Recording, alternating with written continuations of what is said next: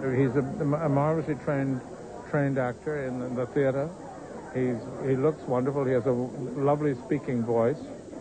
I think he will do the verse justice, and I think he will have the sort of excitement, too, that it needs. Even with other actors, it was hard to discuss it. There's a kind of odd little fraternity of people who have played it that you can then sort of say, and did you find that you started to lose your mind?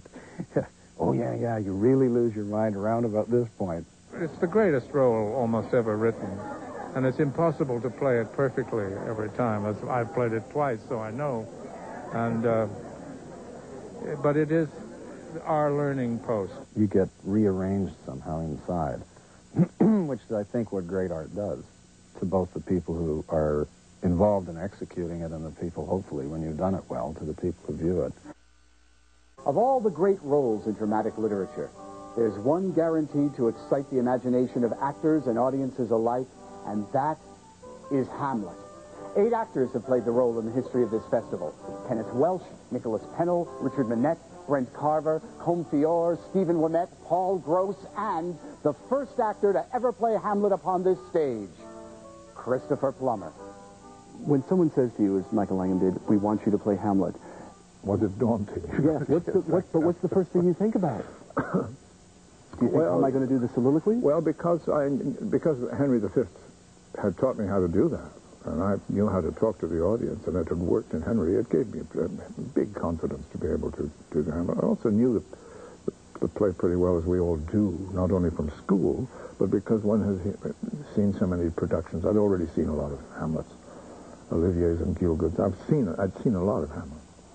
And so I was able to pick little things from theirs and try to, not imitate them, but certainly influenced by them. No, I was not that daunted, because, you know, you're pretty arrogant when you're 26 and you've already had a success. You know, fear doesn't, or sensitivity of that kind doesn't even enter into things. No, I barreled ahead.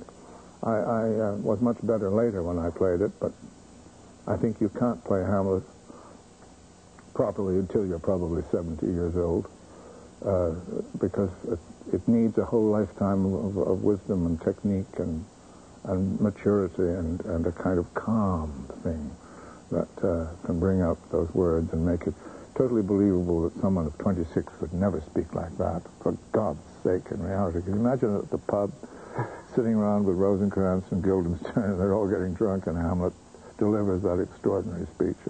They say, he's out of his mind drunk, get him out of here. Nobody speaks like that. Where did he learn to speak like that? How did you and Langham sit down and approach it? Was he the kind of man who sat down and said, here is my concept, or did you evolve one together, or? No, he was enormous help, of course. Michael was extraordinary, because he had such an academic mind.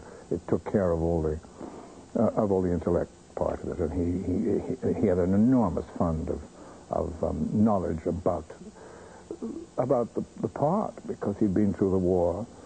And Michael kind of took on the look of Hamlet. You know, as certain directors do when they're really close to something. They become the part. So you had 2 Hamlets there, me and Michael. Michael, as I say, had been a prisoner of war, had been through the war, and was very also aesthetic, like Hamlet was. So he was an aesthetic soldier, which was an interesting combination. And he could understand a speech like how all occasions do inform against me, the one at the end. He would, so he was an enormous help. And he was enormous help in able to show me how to build vocally certain parts and then take others lower. So, because it's such a huge part, you must orchestrate it with great variety. Otherwise, the audience would be driven out of their minds. Vocally, it's a strain, because there's so much emotion going through you. To fight your technique, you can't. So you have to balance both very, very carefully, so one doesn't spill over the other. Some of the people you performed with back in that Hamlet, Frances Hyland as your Ophelia. Oh, what a great Ophelia! She wasn't just a little porcelain doll, which she looked like, but underneath the sort of porcelain, fragile, overbred creature that she is, was a sort of animal, a demon inside, a turbulent soul, fighting for her love and for her position in that decadent, strange court. And her speech about Hamlet, which, oh, what a noble mind is here o'erthrown. I used to listen to it every night off stage. Frances had extraordinary technique, apart from her reality in the part. And when she got to the end of that speech, where she says, blasted with ecstasy, the line ecstasy, she let her voice break. And it rose at a very strange and rather ugly note, up like a broken violin string. Sigh! And that little soul just died before your eyes. You knew she was going to be mad. Extraordinary performance.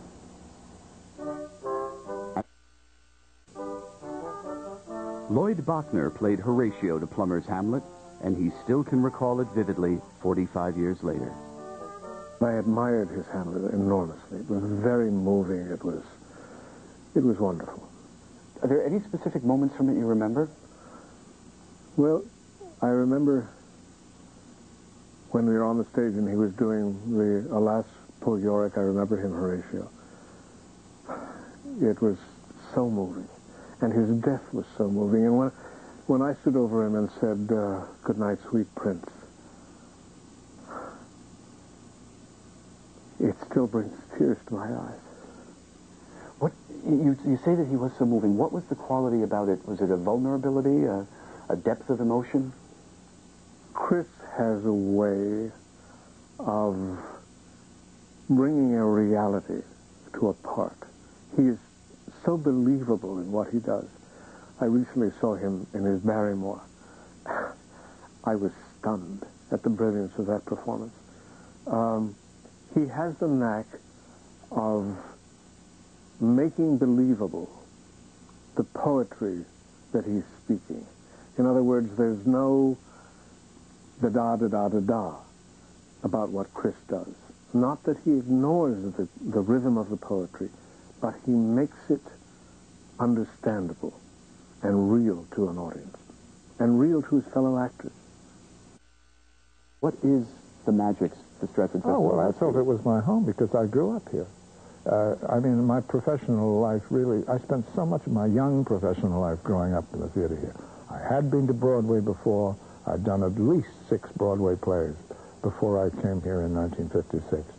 But this was like a family to me, and particularly to go back to the tent, under that tent, one felt very much like a very close-knit family battling the elements.